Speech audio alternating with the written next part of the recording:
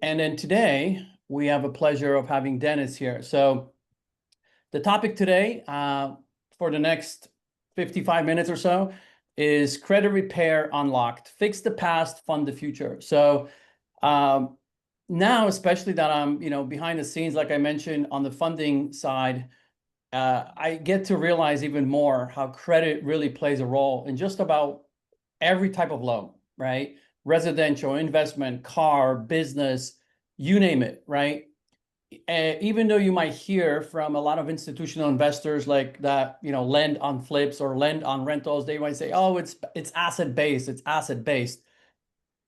Yes, it's true, right? Because they're not checking your income or tax returns for those type of loans. But at the end of the day, credit plays a role in pricing for those loans. What kind of points you're going to pay, what kind of interest rate you're going to play. So any way you slice it, credit plays an important role and sometimes disqualifies you altogether, right? From certain aspects of doing business. So I'm excited because I met actually Dennis through the owner of Optimus Capital, who I now partnered with on the funding side when I joined them a few months ago and building the lending division. And I actually heard Dennis speak to us in one of our meetings, right? And I was impressed because obviously we deal with people on a regular basis that have challenges with credit. And I know personally that if I could usually get them from in the 600s to above 7, it changes the game of pricing for them quite a bit, right? So it was a pleasure having Dennis in that, meeting and getting to know him. And then I reached out to Dennis personally. I was like, "Hey, I would love to do a podcast with you, a show, and really this speaks to our audience, right? Because we agents work with a lot of clients that have aspirations to own a house. Doesn't have to be investment house. It could be a residential primary home, and unfortunately, a lot of times they can't do it because of credit, right? And vice versa. So I'm excited. Dennis, is a president of Trusted Credit Repair here, actually based in Florida. So he does have a physical location, but he works with people all across the country. Seasoned professional dedicated to helping individuals and businesses regain financial stability. So through what we just talked about, effective credit repair solutions. So he's a highly respected figure in the industry with over a decade of experience and really unwavering commitment to client satisfaction. So Dennis, anything you would like to add? Because my first question would be, how did you get into this? So, good afternoon, everyone. Pleasure meeting you, Randy. Thank you for having me, and it's a pleasure, to be a part of this. And just to touch a little bit on what you just mentioned, credit is credibility. I always tell the clients and I always tell my staff, always put yourself on the other side of the table where the lender is going to be reviewing, the loan. And like you said, bad credit versus good credit. When there's bad credit, yeah, you may get funded, but how much is it going to cost you? And if you guys ever want to do a fun little exercise, you just add 0.5, a quarter percent over a 30-year term loan, and the difference could be $100,000 plus, on the $500,000 mortgage. It's crazy numbers, So and that quarter point is the difference between a score of 698 and 750. A lot of times, even more, 1, 2 points at a time, and then you're talking two, three, $400,000 difference over a course of 30 years. So that's definitely important.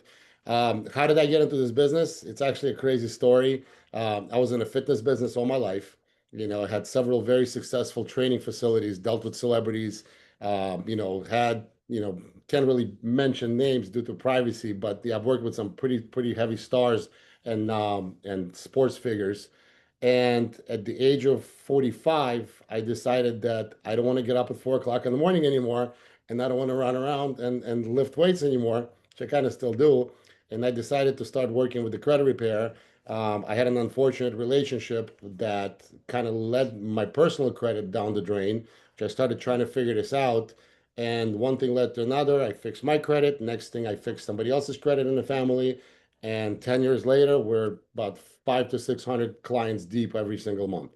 And we're a real company with a brick and mortar location in Florida. My neighbors are Papa John's Pizza, 7-Eleven, Cricket Cellular, and many others. So we're very transparent in what we do, and we take a lot of pride in what we do because we do a 100% free. We offer 100% guarantee to all our clients. So there's a lot of really bad rap that goes around with credit repair, and there's a lot of companies that promise they don't deliver. I'd rather give someone their money back than have a bad review on my Google page. Yeah. Yeah, and of course I've checked you out online, and of course I came across some of your lifting posts, and you seem to be a car enthusiast. Is that true as Yes, well? I Okay. collect cars. Yes. Love it. That's awesome. So can you like maybe in the simplest terms, right? How does credit repair really work, right? I know it's not as easy as just, oh, your score goes from here to here, but what really happens behind the scenes? And maybe provide some examples, right, of situations. Yes, so every file is different. Every credit report is different. Yes, there's lots of similarities, but there could be, let's break it down to the three major ones.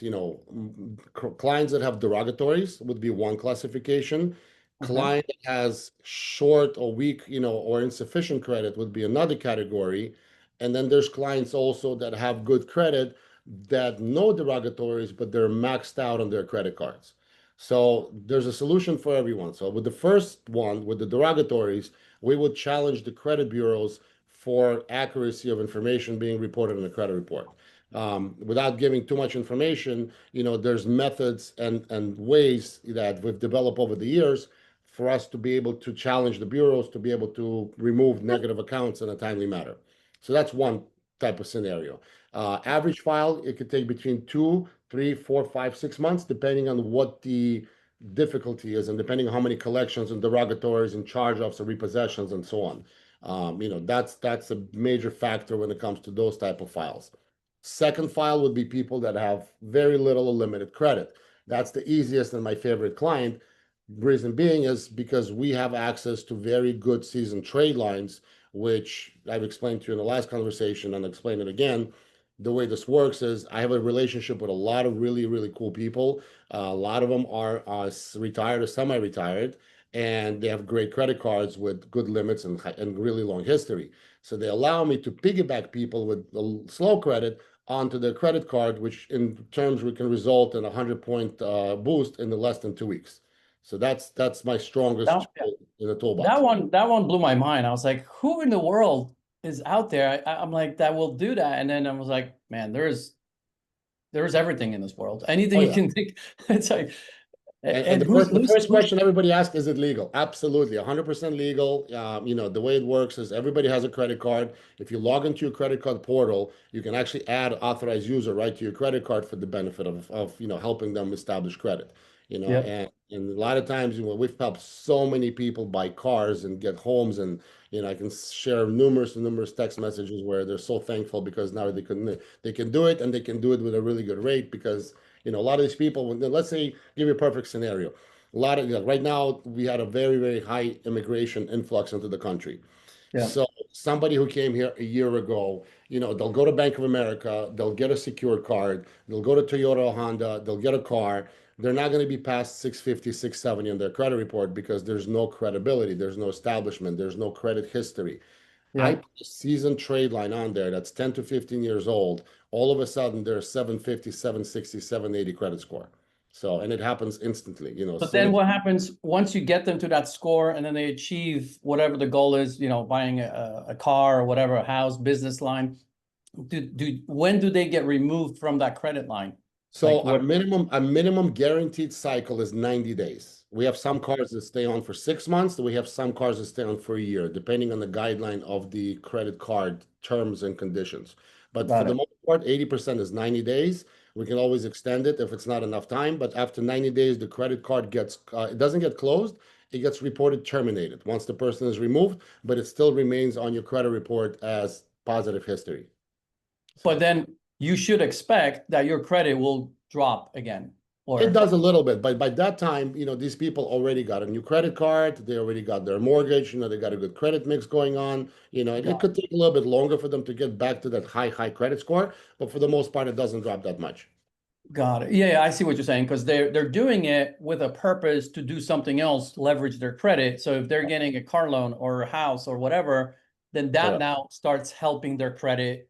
So when that other line gets removed, now they have other things helping, boost it Right. up.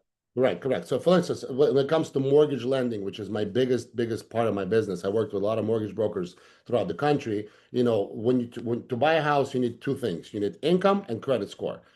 So if I can provide the credit score, they really don't dwell on the credit report and see what happens as long as they got their numbers correct and the income matches, Yeah. everything, they'll buy a house and they'll get a really good rate. Yeah. Well, on what I do, I work with a lot of investors and a lot of people in our audience that listen do the same. So we don't have to worry about income, but we should worry about credit, right? Right. Because that's what drives it. Of course, the asset, the rental, whatever that, asset will produce, or in a flip situation, whatever the value is and all that. But that's important. And credit. And the lower the credit, the less choices I have with the capital partners that I can go to, because certain capital partners, hedge funds, they don't want to take risky borrowers, regardless if the asset is good. Or they will say, oh, you're in the 600s. Well, then our LTV is 50% now, not 80, it's 50 or 60. Well, then now you're like, well, I can't buy the house. I don't have that much money for a down payment, right? Well, but they're managing their risk. They're the ones lending you money. And if your credit is low, they're looking at it just black and white. Well, you're a risky borrower, right? We like the asset. We don't necessarily like your credit, right? So we're going to lower risk, give you a lower LTV. We'll still lend on it. And then most of the time, the investor either cannot buy the property or they have to go and scramble and borrow private money. But then the challenge they have is that a lot of these lenders on the front end, the institutional investors, they don't want private money on the back end attached to it. So now they can't buy the house, right? So it's just the limit that I have, it limits me of choices for whoever is looking for funding on the investing side, just like it does on the residential side, Right. right? I Um, always say it's more expensive to have that credit. I know that's been something that honestly I'm proud of. I've been always conscious of my credit. And I'm always in the 800s. I think Nice. last I checked, and this is another thing I learned, guys, and maybe Dennis, you can vouch for this, but what I've learned in a short period of time being in the funding now, on the funding side, is what we see on our phone apps, right? Like I have access to Credit Karma, right, for free. That, my credit there, I think if I log in, it's like 830 or 825. That's just like what I don't know if they call it consumer credit, but at the end of the day, there is also a mortgage FICO score. There's an auto FICO score. What you see on the free app, that's your consumer FICO score. That is Right, not the that's your mortgage one. Vantage score. Right, that's the Vantage score. So believe it or not, there's over 30 different scoring models. Yes, Okay. that blew my mind. Yes, there, yes, absolutely. Like you mentioned, auto score. I had a very crazy situation happen to me when I was first starting the business. We cleaned this guy's credit report. Everything was perfect. He was a 740 across the board. He never bought a car in his life. So when he wanted to get a car, all excited that he was going to get his new car, he calls me from the dealership, called me every bad word in English language, and I'm looking at my reports and I'm saying, what's going on? We didn't know that your auto score depends on your ability to pay for a vehicle. Again, so his auto score was in the low 500s because he never had a car. So what happened is, by the time he made 6 or 7 payments, now his auto score is higher and matches his regular Vantage score. So, these little things that people Yeah, don't know, yeah. So it's just nuts how many different FICOs. So what I've noticed, and this is the part I wanted to see, if you can help me out, is that usually if my score, or what do you call the one that we see, that free one? Vantage, it's a Vantage 3.0. Okay, Vantage. Okay. Usually I find that the mortgage FICO is about 20, 30 points lower than what I see on my app. Is that kind of Yes. good? Yes. So let me tell you what really happened. So let's go back to 2019 when the pandemic was happening and there was a lot of migration that was going on from north to south. So everybody remember that. And what happened at that point, because there was such a housing what's the better word here? Everybody was trying to buy a house in Florida, everybody's trying to buy a house in South Carolina, and the housing prices were going through the roof. So what the banks did, and this is completely unfair, is they raised their standards. They raised the bar on who's going to get approved. So people with an 800 score now became 750, and people with a 750 now became 700, which I Wow. think was complete BS, but that's what they did because they wanted to cherry pick the clients and they wanted to get people approved that were completely, fundable, and you know, they didn't want to waste their time because there's so much going on. So, and it's stuck with that. So right now, yeah, you're absolutely right. You know, you can have a 780 credit score on your Vantage. When you pull a mortgage, it's going to be 705. There's, you know, 50 to 40 to 30 differences in points. Yeah. And then I think you or Andrew, who, you know, he's the VP at Optimus Capital where I work with them now, but he all recommends the app My FICO, and he mentioned that if you pay for the upgrade, the version of 20-30 bucks or something, that you can actually get to see your three scores, the Yes, the yes, yes. auto and the Yeah, mortgage one, right? absolutely. So yeah, so I actually have my FICO myself, and yeah, I'll show you really quick. Let's see if it lets me. So you can actually go on the app. Oops, it's not. Let me unblur my screen. 1 second. Sorry, guys. Oops. It's okay. Let's see. But yeah, man, this was very interesting to me when Yeah. I learned this. I was like, what? So yes, so you go on you can, I guess you can see. But anyway, so yes, absolutely. So there's different options there, and you can actually click on different scores. And what it tells you here is when you first open, it has mortgages, auto loans, credit cards, and Yeah, then it has versions. So obviously, you know, right now it went from FICO 1, 2, 3, 4, and 5. Now you have FICO 10, which I don't know what they're going to be using it for, but now there's 10 FICOs alone. So got it. And the ones that residential loan officers or even myself, when dealing with investors, we care about the mortgage one. right, which is So FICO 2 mostly. yeah, so just FYI for everybody. So if you're not sure, get the My FICO app. You get the probably free version, but then I would upgrade and literally just buy it for 1 month. There's, you know, no commitment, 1 month. So if you're planning on applying for an actual loan, that's a good place to start to actually know what the lenders are looking at, right?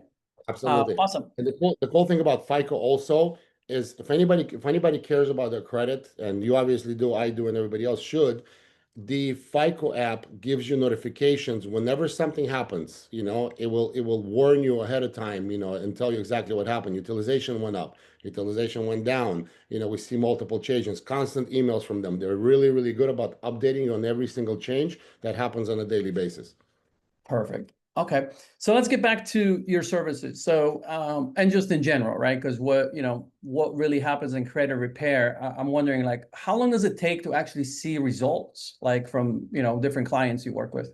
So we basically we guarantee results, visual good results within the first 45 days. Got it.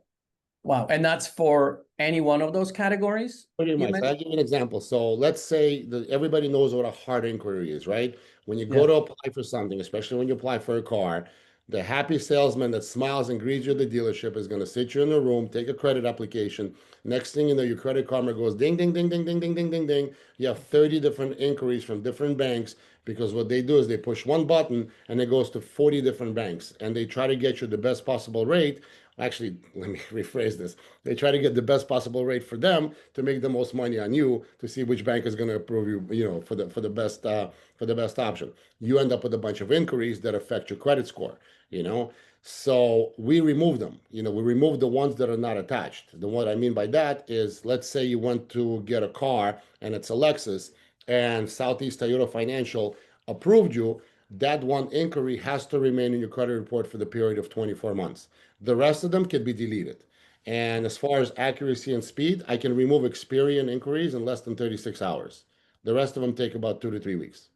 So, and for the sometimes hard for the hard the hard hard. credit increase. Correct, correct. Got it. And what would you say is kind of like an average, like each inquiry might impact wise have on your score? Well, not so much the impact on the score, but impact on the ability to borrow. So I've always referred back to, yes, there's a couple of points up and down that it goes, you know, and sometimes inquiries can cost you 20, 30 points depending on how many you have. But the most important thing is, again, go back to the other side of the table and look at it from the underwriter's eyes and say, well, wait a minute, this guy's been shopping and he's been shopping and shopping and shopping. I don't think I want to lend him the money because he's looking for money everywhere. So, but then we have no inquiries, then you have really good credit, then then you get approved immediately. And would you say that maybe also that lender in this case might be thinking that this borrower might be applying to different credit lines at the same exact time, so they don't see each Absolutely. other? Okay. Absolutely. Absolutely. Mhm. Okay, because I know I've heard of that trick, right? Well, it used to work. It doesn't work anymore. I mean, sometimes like if you know, I'll share a little trick with you. You know, if somebody wants to have multiple credit cards approved, you'll go and you open up 5 different windows on your computer, fill out 5 different applications, and then once they're completed, then really fast within the first 20 seconds, you go hit submit, submit, submit, and most likely 3 out of 5 are going to get approved. Yeah. But you're saying that they also have cracked down on that. Right, Like, they did. Yeah, if it's within a day or so, it's never gonna happen because they're gonna see the inquiry. gotcha. Wow. Okay. So like, give me scenarios, maybe that things that you can't do. Is there anything you can't do on the credit? So anything federal, we don't touch. Student loans, child support. Okay, that's just it's mandated and placed there by federal government, and I like my meals hot, so we don't Got play it. with it. Okay, got it. So anything related to that, you can tell your clients right away, like, hey, we can't help you here. Sorry. Right. Like, Right. Bankruptcies are very difficult to remove if they're fresh. Fresh is within the first 36 months. If a bankruptcy is more than 3 years old, chances are it can delete it off the credit report. If it's less than that, it's hard. okay, so 3 years is the mark for bankruptcy. Okay, how about foreclosure? Foreclosures, yes, foreclosures get deleted pretty fast. Repossessions get deleted pretty fast. Late payments on active accounts are a little challenging, but we can remove them. We actually update the account to reflect current. Really? Yes. Okay, but that's not guaranteed. Like you can, Nothing is guaranteed, and yeah, that's yeah, why I offer a money back guarantee, because of yeah, that. yeah, yeah. Got it. Okay. Um, wow. Okay, cool. This is awesome. Because I mean, that's one of I wanted to talk to you because I want to learn myself. So that's usually how it works with podcasts, right? We get to bring on the guests that we want to learn from. And how about the whole thing about I hear is rapid credit score, rescore, or something like that. What do Okay. you know? Like how does Yes. that even work? Is that even still effective, right? Absolutely, absolutely. So the rapid rescore is a tool that is mostly used by mortgage brokers. Perfect scenario. Let's say Tony and Maria decided to buy a house, and Tony and Maria's credit cards are 80% maxed out. So their credit score is going to be naturally, brought down. One of the Yeah. major factors of that affects credit score is credit utilization. So if you're above 20% utilization, so hypothetically speaking, if you have a limit of 10,000 on your credit card, the maximum allowed balance to be carried over to the next billing cycle is $2,000, 20% for you to maintain a good, high credit score. So what happens is the following. Let's say they find a house they fall in love with and they got to close in 3 weeks, but it takes 30 days for the credit cards to update their balances. What they can do is they can pay off their credit cards, and there's 2 ways they can go about it. A mortgage broker can do a rapid rescore to where they can rapidly rescore the credit score by adding the paid off proof of payment to the credit system, which they have access to, or we as a consumer are allowed to call twice a year and update balance so it can reflect in the credit bureau. And a lot of people don't know that. So most major Ah, banks, Chase, Bank of America, Truist, and everybody, they'll allow you twice a year to update your score through their system, through all the credit really? bureaus. So for in this case, let's say, I paid down, 5 grand on that credit card you just mentioned to get me back to that 20% ratio. I can call Experian, TransUnion, and what's the third one? Uh, Equifax. Equifax. Equifax. Equifax. I can call each one of them and update. Is that what you mean or No, no? you don't have to call them. You call your credit card company. They'll Oh, up. call it credit Yes. card comp. Okay. And then what? What do I tell them? You tell them, listen, I just paid off my bill. I would like for you to do a rescore or a rapid rescore or update my credit score with the credit bureaus. All right. And how long does that then take from them Couple of doing days. whatever they do? Couple of days. Really? Okay. So you're saying each credit card company or whatever loan, you Right. usually could do it twice a year, Yes. asking them, and that's just free. Like that's just part of, yeah. Yep. Exactly. I mean, nothing is free. You're paying them interest. Fortunately. Yes. Got it. Oh, that's good. That's good that you can do it yourself too. Because just so you know, if you ask a lender to do it, that it's not cheap for lenders to do it. Right. It costs several $100s per line, per trade line, per bureau, I think. I forget exactly the details, but it's a few $100 Right. I think for it's a lender. $240 or per line or something. That's kind of crazy. Yeah. So it's better that you as a consumer just do it yourself and then you actually make sure it gets done the right Yes. way. Yes. Oh man, this is good. I mean, man, we're like rapid fire here, but what else would you want to share? Because I had these questions, of course, prepared so I can, learn myself, but what Of else course. am I not asking you that we should know about credit?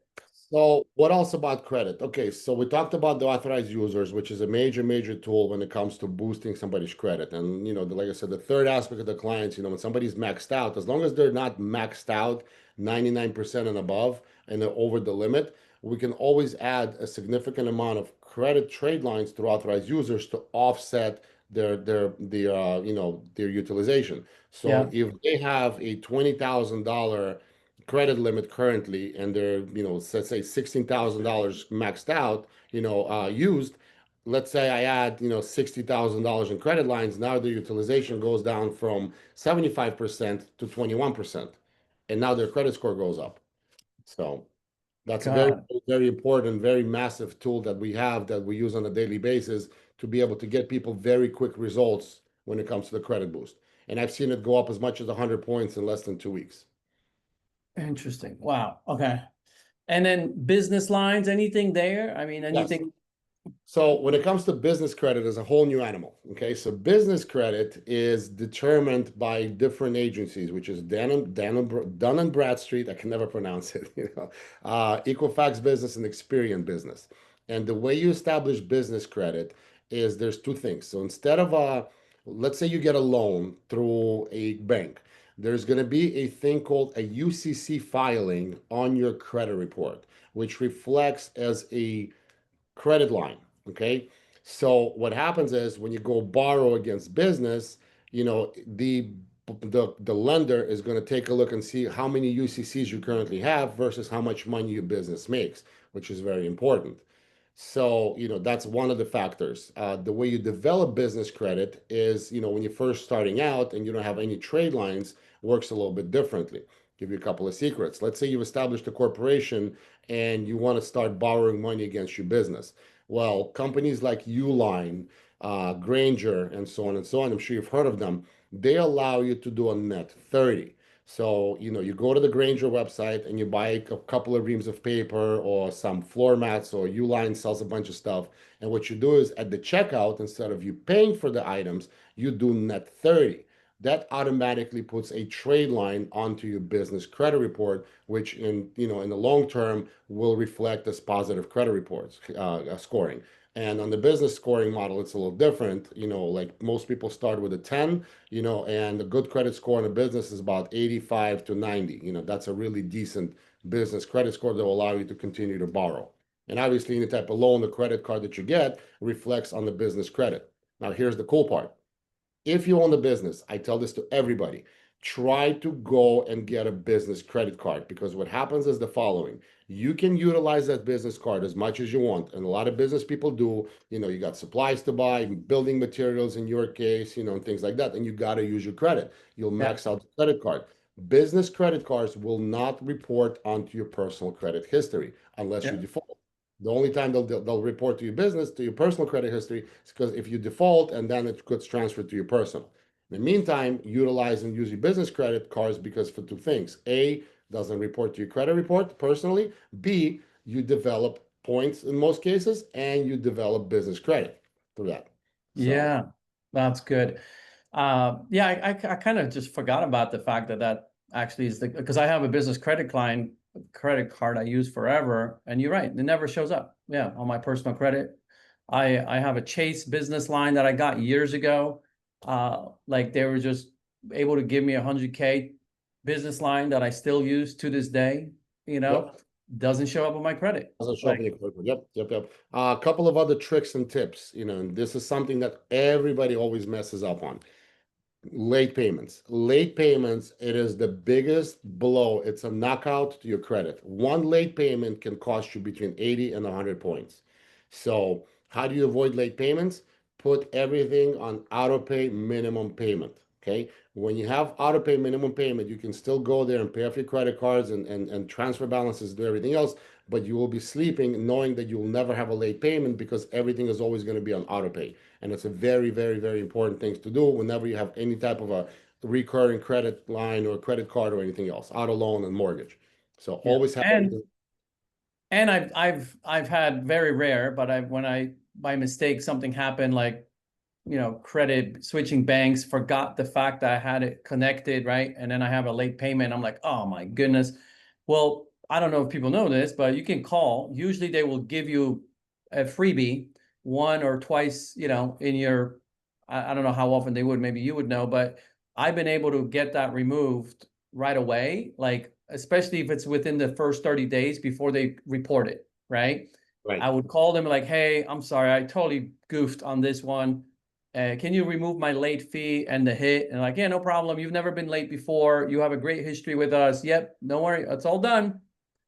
I've done that several times, Yes, right? as long as you're not 30 days late, because as soon as you're 30 days late, they hit your credit report, and that becomes a lot more difficult. And the only way that can be removed is you'll have to contact the CEO of the company. You have to come up with a very, very good goodwill letter. You have to send it certified mail to the CEO and to the credit department, hoping they'll remove it. A lot of times they don't, unfortunately. Or So, or we call Dennis. oh, you call Dennis. Yeah, there you go. There Let's you call go. Dennis. That's right. I don't, I think I have an easier time reaching Dennis than the CEO of Chase. Yeah, yeah. So another trick to the credit is, like somebody like me, I have a collection of 11 cars, some are financed. So, most banks will not finance you more than two cars per, at a time because, one for me, one for my wife, maybe the third one for my daughter or my son. Yeah. So business companies, that's where you want to finance stuff under. Again, doesn't reflect your credit report and you can have as many as you want under your business. Yeah, yeah, So. yeah. That's right. As long as you use it for your business and you can write it off, right? Talk to your CPA. But Right. yes, like Right. I remember leasing a car. I leased it under my business. But this is awesome, Dennis. But I think I had one more thing that came to my mind, but I can't remember it now. But maybe, did you feel like you covered most of the things we needed to know? I Like, mean, hang on one second. Something just happened to my screen here. Yeah, I mean, listen, does anybody have any questions? I'm. yeah, yeah, we'll open it up. I just want to make sure. Did we cover, you think, the most important things about credit? I Uh, think so. I think so. I Okay, think so. cool. I mean, Oh, we can talk about credit all day long, and I got a lot of stuff that, over the oh, years I've developed tips and tricks. Go ahead. this is where can I check my business credit? Because I never cared to, but where can I? Yes. So you can call Dennis. But Okay, but for the most part, what I always advise people is to set up a Dun and Bradstreet membership. Okay, because okay. you can check your reports there or Experian. Experian is expensive. It's about $199 a month. But if you really, really want to go and really start paying attention to whatever happens with your company and the business credit, then you have to pay the money. But like if I want to just one-time check, there's no option unless I pay the whatever You one can, night. I think you can buy a one-time report. Oh, okay. Experian business, you can buy a one-time report. Oh, you can. Oh, Yes. okay, cool. Yeah, I'm just curious. I don't even never cared to check. But okay. Just get ready. Awesome. It looks completely different from what you see on your regular credit. Yeah, it took me a little while to learn. There's all these little things and different blocks that you got to compare it to. It's kind of crazy, so Got it. Oh, so talking about score again, in terms of our, just one thing came to mind is some lenders will actually take your mortgage FICO, right? For that's I guess that's what they call it. I don't know if there's a different name for it, but and they will take the middle of the three scores, many cases, yes. guys. So when Yes, you look at your scores, yes. That's always the model. So what they do is they do an average of three. So yeah, let's say your Equifax is 750, your Experian is 790, and your TransUnion is 700. You're gonna score 750. They take the middle score out of the three. That's how yeah, they do it. yeah. So So that's a who big came one up to with the system? There's a lot of different weird rules when it comes to credit, but I'm sorry I didn't make them up, but they're just strange. It's strange to me, it's strange to everybody. Why? Why can't you do like the highest score, So whoever Yeah, can. and then why is one higher than the other, and why is there such a big difference? Like, right? It's Yeah, like, yeah, yeah, yeah. But well, The cool. myth, This was myth awesome, is the Dennis. I credit. appreciate everything you're sharing with us. But yeah, let's see if Rosa has a question. How do you clear foreclosures pretty fast? I've heard it takes 7 years. So, Rosa, to answer your question, the rule of thumb, any negative item, whether it's a foreclosure, repossession, or credit card charge off collection item, has to stay in your credit report for 7 years. Now, it gets a little tricky because a lot of times these companies, and I don't know why they do it, again, for no reason, they will re-report the debt. Let's say you're 5 years in, and they can actually change your date, reporting date, so it stays on longer. So we've disputed something like that. But someone like me will dispute that foreclosure, find a way to remove it from the credit report prior to the 7 year mark. Normally, something like that, 60 to 90 days is gone off 3 credit reports. Got it. Okay. One thing we didn't cover, I guess, what I know every situation is different, but if you were to kind of take your average client, what is the average cost and for how long do they usually have to hire your company for? Like any insights on that, just so people can Yes. have an understanding of the financial investment? Absolutely. So there's two different programs. There's the slow train and the fast train, depending on how fast the client wants to do it. One involves legal, one doesn't. We have attorneys that work with us, that have, legal ways of getting the stuff removed rapidly, and that's a Okay. little bit more expensive. We're talking, attorney fees, a couple of $1,000s per case, a little bit less, a little bit more, again, depending on how many collections they have. The regular clients, and most of these clients, they sign up for this program is very, very, very affordable. It's $250 to start and $150 a month, and could take between 6 to 8 months to complete the file. Okay. Got it. And then which part of that journey or month would you know, like, this might not work out? Like, is there, or you have to kind of go Uh, through. well, again, so one the biggest problem with credit repair is me picking up somebody else's file, and it happens a lot. What happens is, again, I never badmouth or say anything bad about anybody, but a lot of guys that get into this business, they don't know what they're doing, and it's like you go to one mechanic thinking you're gonna save money, he ends up messing up your engine, so now you go to the expert and you got to pay him double to undo the other mechanics, work. Well, in our case, it's a little bit different because the undoing is very difficult to undo. Because whatever these guys put or say in their letters, the bureaus are not stupid. They will mark the file, they will put notes in their file that you don't see, and you can send as many disputes as you want. They're going to get ignored. So, there's a lot of steps that you have to go through to be able to take that type of client to show them results. You have to do a full reset. You have to do reset letters. It's kind of difficult, but not impossible. Got it. Okay. So you would know that if if you were able to ask the right questions on the front end and be like, hey, have you tried this already? Yes. And then you got a difficult case Well, on right. your. We always ask if someone else has worked on your credit before, and a lot of times they have. We are successful with that. It just takes a little bit longer. And just to give you guys a little bit of a rundown how the credit repair process works, we will freeze initially all of the secondary bureaus. So I don't know if somebody does or doesn't know. Besides the 3 major bureaus, there's a lot of different bureaus, and there's actually ghost bureaus that are out there: LexisNexis, Credco, Pacer, CoreLogic, and many others. So you Hmm. have to completely block and freeze the person's information prior to filing a dispute. Then what we do is we look at the credit report and we look for accuracy and mistakes. And according to the rules, according to the laws, your credit report has to be 100% accurate, matching on all 3 credit bureaus. And unfortunately, it's never is. So what we do is we actually will print the credit report, we'll highlight by hand all the mistakes, and this is called factual disputes. We'll send that credit report through the credit bureaus through certain methods and certain channels for them to be able to see those mistakes live, and at that point they'll have to delete it. A lot of times we do verification of identity. If they can't verify who you are through certain methods that we have, there's a good old saying: if they can't prove it, they have to remove it. That's another way we do it. So there's different ways and different methods, and it's always changing. Like right now, after the government shutdown, there's been a complete reset in the credit bureaus, and there's a lot of noise going on in the community. With the guys that we all talk. A lot of us that have been in the business for a long time, we have a Yeah. little secret chats and secret groups, and we all talk. Right now, there's going to be a lot of changes happening. There's going to be new laws coming out that have to be overcome, but thank God, we've been here for the last 10 years and, we always find a way. That's right. Yeah, yeah, yeah. Got it. How about medical bills? Do they impact credit scores? That they do, but they're the easiest to remove.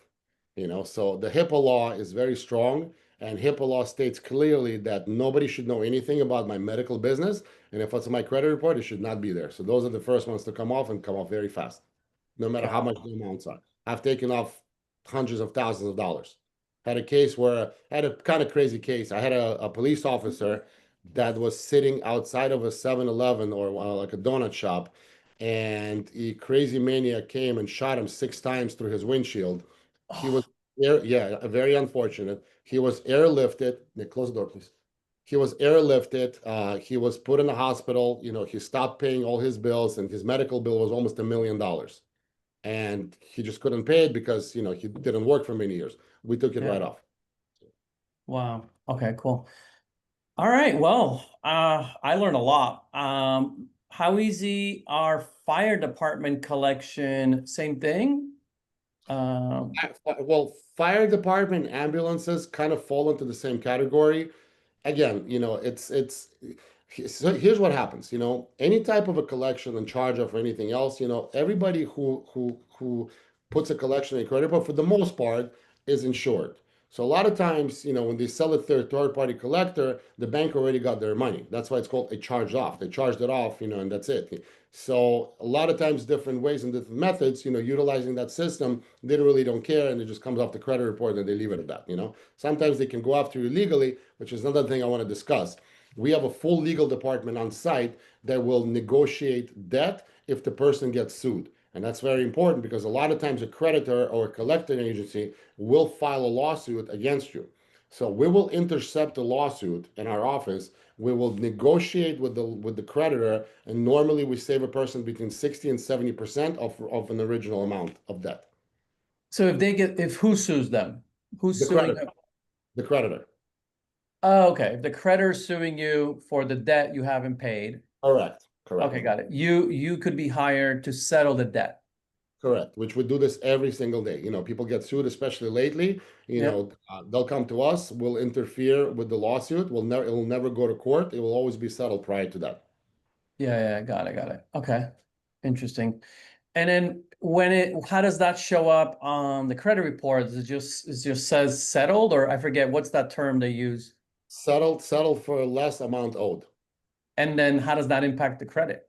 It does for so any type of collection or charge off will always impact the credit. The ones that are paid will impact it less, but once the settlement happens and the account is paid and closed, we'll remove it afterwards.